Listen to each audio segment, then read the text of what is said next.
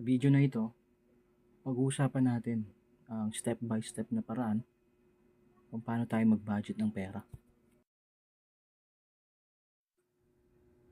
Ang budgeting ay nagbibigay ng control sa gastos, nagbibigay ng daan sa pag-ipon. Isa itong epektibong paraan upang mabawasan ang ating financial stress at magtagumpay pa tayo sa ating mga financial goals. Ang budgeting ay magagamit din natin sa ating pang-araw-araw na buhay. Kaya mahalagang alam natin ito.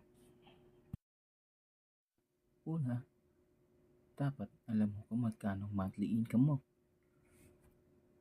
Napakahalaga ang pag-alam sa iyong buwanang kita para sa maayos na pamamahala ng pera. Ang kaalaman sa iyong buwanang kita o monthly income ay mahalaga sa maraming paraan dahil ito ay nagiging pundasyon ng maayos na pamamahala ng iyong pera. Sunod, list down all your expenses. Ilista natin lahat ng ating mga gastusin para malaman natin kung saan napupunta ang mga ito.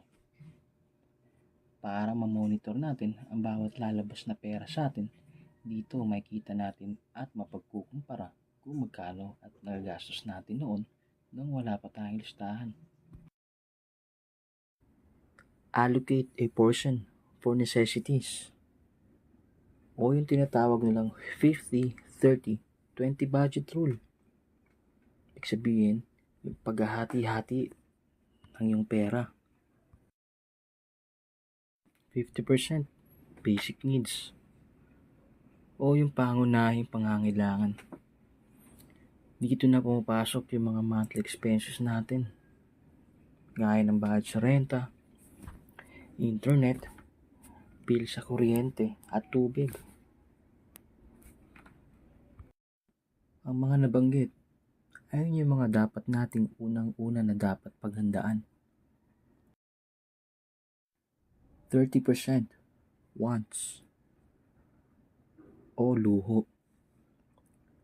30% maaaring gamitin para sa mga bagay na hindi na kailangan para mabuhay. Ngunit nagbibigay ng kasiyahan o kagalakan sa atin.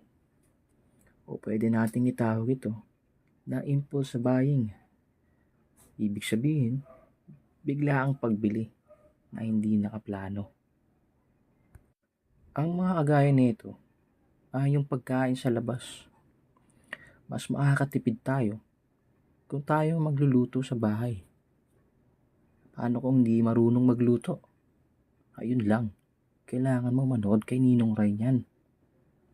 Sunod nito is yung entertainment like movies, concerts, o yung monthly subscription mo sa Netflix. Sunod ay yung online shopping. Katulad ng online shopping na kahit hindi mo pindutin ang app nila, kusa na itong lalabas sa cellphone mo. Bigla kang napabili ng mga bagay na hindi mo naman kailangan talaga. Pero gusto mo lang.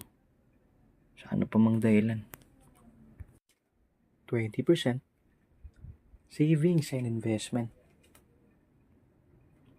Ang natitirang 20% ay inirereserba para sa pag-ipon.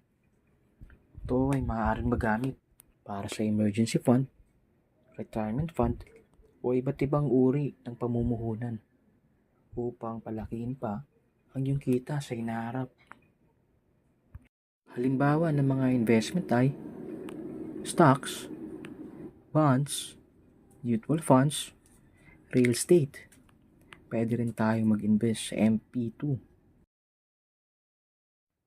Sana marami kayong nakuhang aral at natutunan. Huwag niyo kalimutan mag-like and subscribe para sa mga susunod na videos na ganito.